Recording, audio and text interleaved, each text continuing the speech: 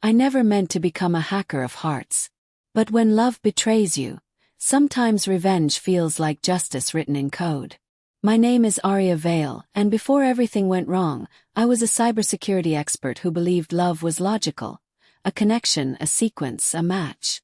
Then I met Ethan Cross, the only person who ever understood both my heart and my code.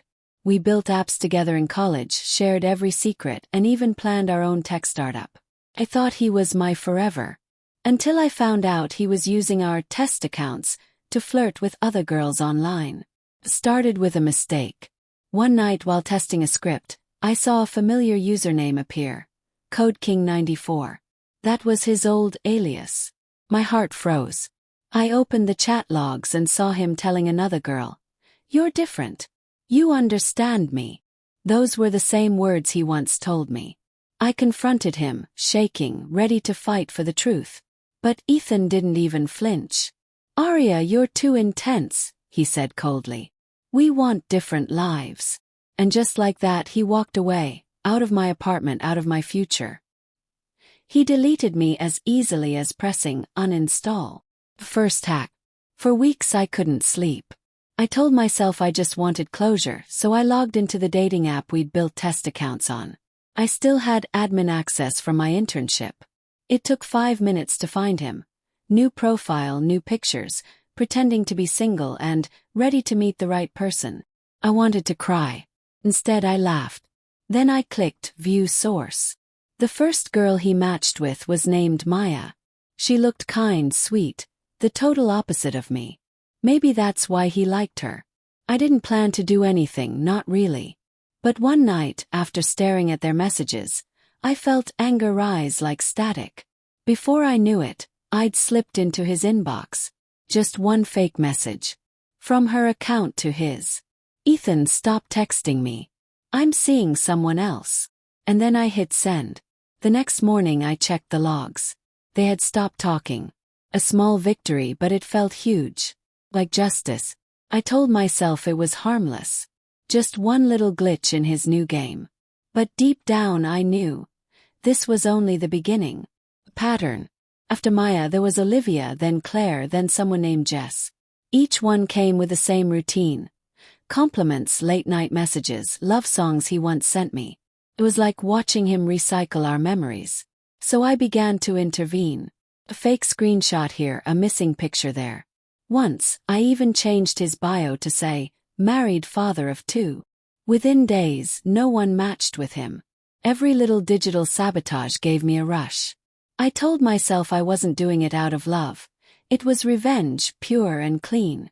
But revenge is never clean. Stains everything, even you. The new guy. Then Liam came along. We met at the cybersecurity firm I freelanced for. He was calm, smart, funny, the kind of guy who didn't need to prove anything. We worked late nights together, solving problems no one else could. He noticed things. "Aria," he said once, glancing at my second monitor. "That's not company code, is it?" Froze. "Just a side project," I lied. He smiled gently. "Just be careful. Sometimes side projects bite back." I laughed it off, but his words stuck with me. The closer we got, the guiltier I felt. Liam made me laugh again, made me feel seen. But every night I still logged into Ethan's profile. I couldn't stop. It was like I was addicted to breaking him the way he broke me. The final move.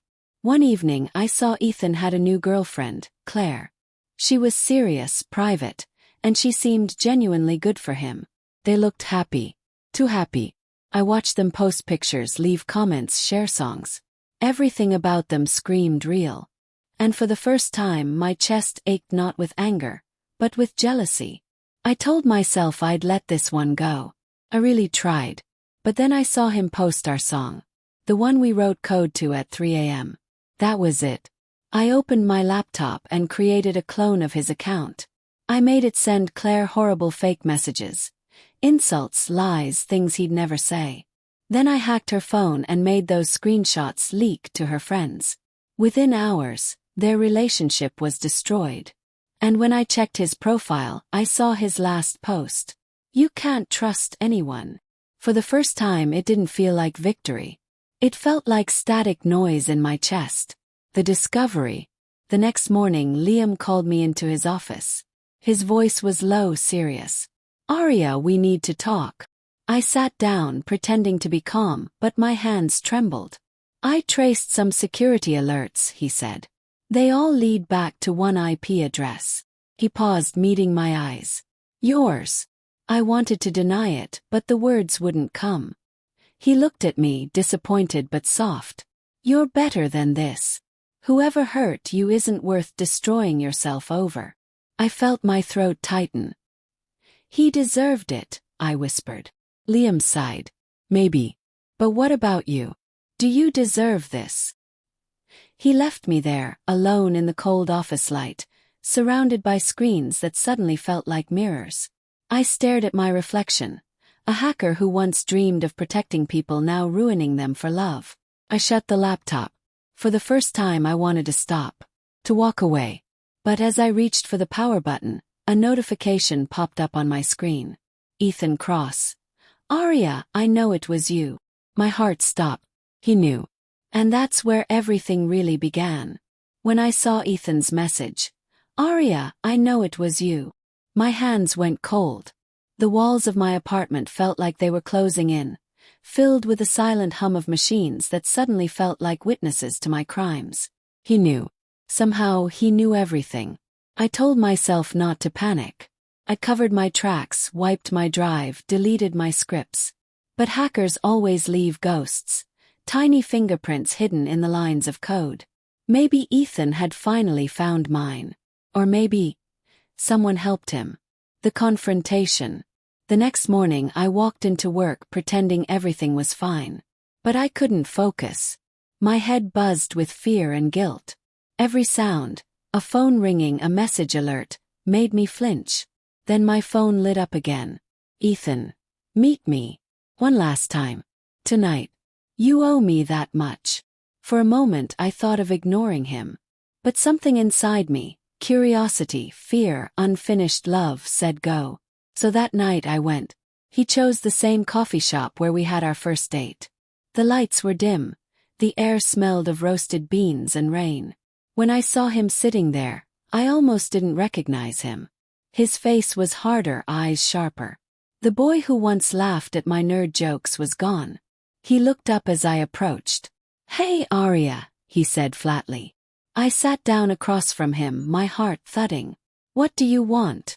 He leaned back, arms crossed. "An explanation. Why did you do it?" I swallowed hard. "You broke me, Ethan. You cheated, you lied." "I moved on," he cut me off. "That's not a crime." "But what you did," he pointed at me, voice low. "You destroyed people's lives. You hacked accounts, ruined relationships, humiliated me." I clenched my fists. "You deserved it." "Maybe I did," he said. "But you didn't deserve to become this." That line cut deeper than I expected. 'Cause it was true. I wasn't proud of what I'd become. Ethan sighed and slid his phone across the table. On the screen was an email draft, to the cybercrime division. "I haven't sent it yet," he said. "But I will, unless you do something for me." I frowned. "What do you want?" His lips curved into a cold smile. "Erase my name from the dating app database. Every chat, every report, every flag. Make me clean again." It hit me, this wasn't about forgiveness. He was blackmailing me. The counterattack. I left the cafe shaking with rage. Ethan hadn't changed. Even now, he was still trying to control me. But two could play that game. I opened my laptop the moment I got home. If he wanted a game, I'd give him one. Using a hidden backdoor in the dating platform's database, I started tracing his recent logins. But what I found shocked me. Multiple devices, multiple IPs, all accessing fake profiles he'd created. He wasn't just flirting, he was scamming people. Selling fake cryptocurrency investments through dating chats. He was still a liar. Still a predator. And now I had proof. I backed up everything. Chat logs, payment trails, screenshots, all tied to his name. Then I created a timed email, set to send the data to authorities if I didn't cancel it within 24 hours. My plan was simple. Confront him, show him I held the real power now. But then I got a message from Liam. Liam, we need to talk. It's important. The betrayal. When I arrived at Liam's apartment, he looked conflicted. He motioned for me to sit. Ethan came to see me, he said quietly. My blood ran cold. What? He showed me everything. The traces, the fake messages, the hacked accounts. He asked me to confirm it was you. He hesitated. I didn't want to believe it. But he wasn't wrong. I felt tears burn my eyes. So you think I'm a monster too? No, he said softly. I think you're hurt. But Arya, you've crossed lines you can't uncross. I laughed bitterly. Funny. Coming from a guy who works for a company that spies on people for a living. Liam sighed. Ethan's planning something. He said he wants to teach you a lesson. You need to be careful. I looked up sharply. Teach me a lesson. He nodded. He's baiting you. Don't take it. But I already had. The countdown email was running, and Ethan had no idea what was coming for him. Setup. That night, I went to Ethan's apartment. The rain poured so hard it blurred the streetlights into gold streaks. I knocked once, twice, then the door opened. He looked almost amused. Couldn't stay away, huh? I stepped inside. You're done, Ethan. He raised an eyebrow. Am I? I threw a flash drive onto his table. Evidence. Every fake profile, every scam. If anything happens to me, that data goes to the authorities. He chuckled. You really think you can scare me? I don't need to scare you, I said coldly. I just need to end you. For a moment neither of us spoke. Just the sound of rain tapping against the glass. Then he smiled, not with humor but with something darker. You think you're the only hacker in this story, Arya? You didn't delete your tracks half as well as you think. You've been sloppy. Before I could reply, he turned his laptop toward me. My stomach twisted. On the screen were screenshots of my activity, the same ones Liam had shown me, but with edits. Twisted, fake timestamps. He had manipulated the evidence to make it look like I had hacked not just him but others too. He was framing me. To collapse. I felt the floor drop beneath me. You set me up. He smiled. You taught me everything I know. Guess I learned well. For a split second I wanted to destroy everything. His files, his accounts, his entire world. But something inside me whispered, don't become him. So instead I stood up. I already sent the evidence. It's over. He laughed, shaking his head. No, it's not. You didn't check your own system, did you? My heart stopped. He'd already hacked me back. I rushed home through the rain, booted up my computer, and my worst fear came true. My files were gone. The evidence, the logs, the timed email, wiped clean. My system had been breached. And then came a new message on my screen. Checkmate, love hacker. The turning point. I sat in the dark, shaking, crying, furious. Ethan had won. Again. But then one final window popped open. A system alert. It wasn't from Ethan. It was from Liam. Arya, I found your backup. I'm restoring it. I stared in disbelief. Somehow, Liam had intercepted Ethan's attack. Within minutes, my files were back. Then another message. You have one chance to make this right. Send the evidence. I'll cover you. Without hesitating, I clicked send. Everything, Ethan's scams, his manipulations, his crimes, went straight to the authorities. The endgame. 2 days later, Ethan was arrested for online fraud and identity theft. The news spread fast. The once golden tech genius, exposed as a con artist. I didn't feel joy. Just silence. Because no matter how right it felt, revenge doesn't heal. Only burns. Liam came by the next evening. He didn't say, I told you so. He just sat beside me, quietly, until I finally whispered. I ruined myself trying to ruin him. He took my hand gently. Then start fixing yourself. You're not the person your pain made you. For the first time in years, I believed that maybe I could be more than what I'd done. Epilogue, one last line of code. It's been 6 months since Ethan's arrest. I left the firm, deleted all my old accounts, and started a new cybersecurity program that teaches women how to protect themselves online. It's called Re-Code, because sometimes you can rewrite your story. Liam and I still talk. He's patient with me, though he never forgets who I used to be. I like that. It keeps me honest.